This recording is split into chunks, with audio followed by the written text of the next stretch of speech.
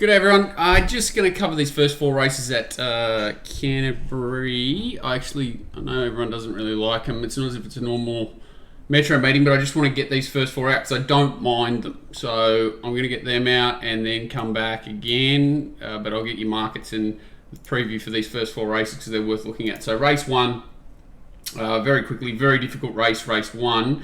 I don't mind it simply by default. It looks like Spitfire is the most likely to find the lead.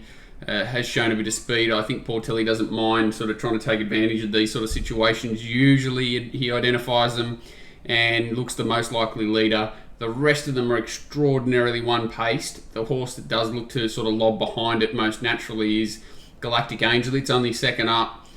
Spitfire has a much better setup than Galactic Angel, so I'd assume if it's leader behind leader, it's a bit of a trot go. And they should run well here with the rail back to the true position.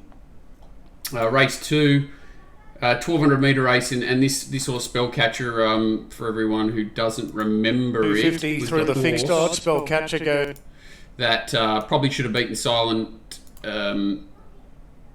Impact first up, and I'm amazed they've kept the Junior Burger rider on, but you can see here it just jumps and sort of half pops, but doesn't miss it too bad, gets dragged out of the race first up.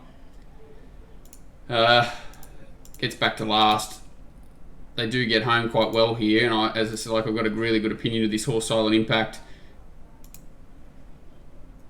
Spellcatcher, not really sure why he wasn't watching the horse in front of him, but he sort of steers up its backside instead of going to the inside of it, then tries to go around it back inside it, nearly falls, and picks itself up off the canvas and comes again. So I'd expect if it has even luck from the inside draw, it'll be extremely hard to beat here. Thought it would be a little bit shorter. The two other horses that have been really dominant in the race first up, you've got California Surreal, who I think is probably going to be looking for further, and had a really nice run midfield there. Obviously, people sort of overplayed a little bit at sometimes when you run on a little bit at Canterbury, but they didn't come home quick at all. They did run fast overall time, don't get me wrong, but it was a maiden. That race that Spellbinder's coming out of, Spellcatcher's coming out of, much more depth to it than this race. So you can see here they've gone a million miles an hour. The leaders are spent. California chimes in at the 300. There's a length and a half sort of behind all of them, so they've all collapsed. The leaders, it's been left in front, and it's a solid win. Don't get me wrong, but I think this horse is going to be suited by further. I don't know where it gets to from gate 8. It had the nice soft draw there the other day. And certainly, whilst it was impressive and ran good time overall, it was suited by the Tempto and probably flattered its margin. The other horse that was flashy in the race was Ringer Rosa, who was first up over 1,000. Why is that not going away? Go away. First up over 1,000 here, got back off a fast tempo at Kembla. Good win again. This is it out wide.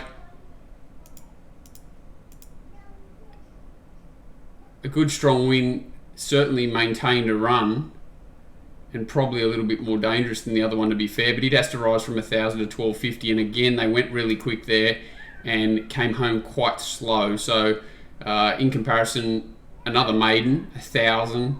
The other race was probably a better quality race, but 1,250. That race there was 1,000 set weights, and the horse was probably given a little bit more of a job to do, and certainly maintain the run. So not bad efforts either of them, but I'm still wary of both runs because they're a little bit flattered and their setup's very different here.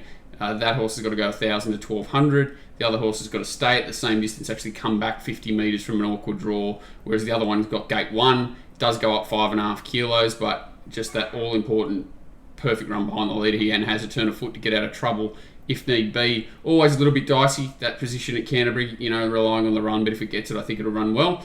And I thought Chief Conductor was the one that was overs that should probably lead. I'm hoping it leads and Spellcatcher's behind it, and I think it'll run a really good race. Sort of wasn't a fast tempo there the other day when it sat outside the leader at Wyong, but a really good effort, ran home really strongly, can only improve off that for mine, and I think it's a horse with good upside that's been underplayed from its win at Wyong compared to the other two last start maiden winners. And it's going 11 to 1,200, but that doesn't seem an issue for it. And I think just if it leads and finds the fence, aggressive rider aboard, it'll run a race at $12. Race 3, horrible race, won't talk about it too much, but simply I think it's all about the map.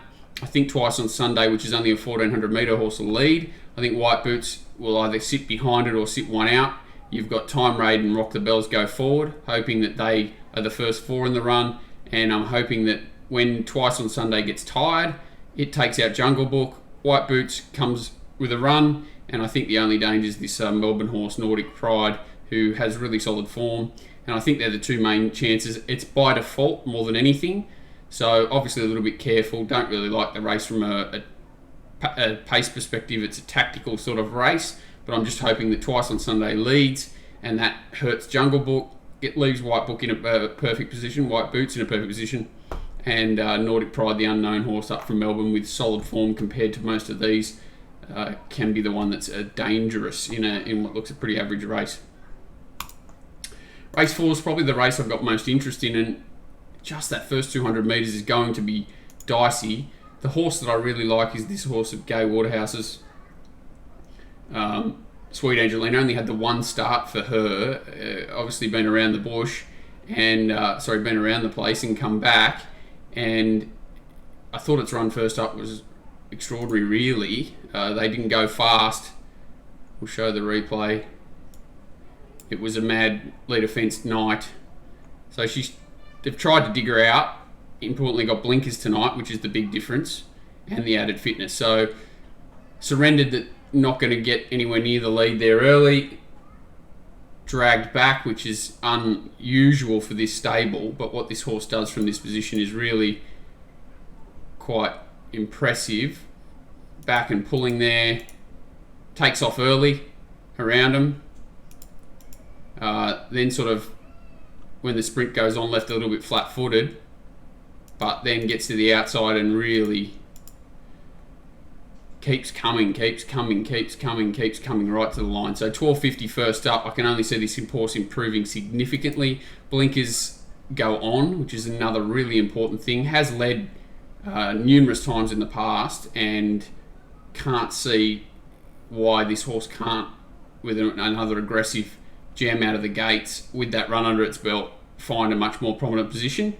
And from there, looks extraordinarily hard to beat. There's just not much in the race. You've got first up horses that are scary, in Ita, who has mile form, 2,000 metre form. I'm probably leaning to that sort of form as the danger to this horse, because I can see it being a fast run race, and if Sweet Angelina is to be undone, I think that's going to be the case. It's going to be a fast run race that'll undo her. And then you've got horses like Ida and probably Chechina, and I think this horse here, Enlighten Me, is the other one that could sneak a run from gate 1. It's got it's coming back from 1,400 metres. Hard for it, had a few excuses, been in the wrong part of the tracks. It's not much good, but it could be Johnny on the spot here at sort of 15 to 1. I wouldn't be letting it go around a loser if I'm playing in the race. So for me, I think Sweet Angeline's very hard to beat here. Can't find a danger clearly, but I believe if the race is run as fast as I think it will be, if she gets beat, it'll be a horse with 1,400 metre mile form, so something like Enlighten Me or Ita that can run on. Chechina's dangerous, but I just think if it's a hard run race, it could be vulnerable. First up. So that's my thoughts on the first 4. I'll come back, I don't know if I'll come back with a preview for the last 3 races, but I'll definitely pass on any races that I find that I like. I actually, as I said, I don't mind the first 4 races, and odds are not too bad either. So whether I'm sending out official bets for each race or just sending out markets with a bit of a lead, they'll come through anytime now. Cheers, guys.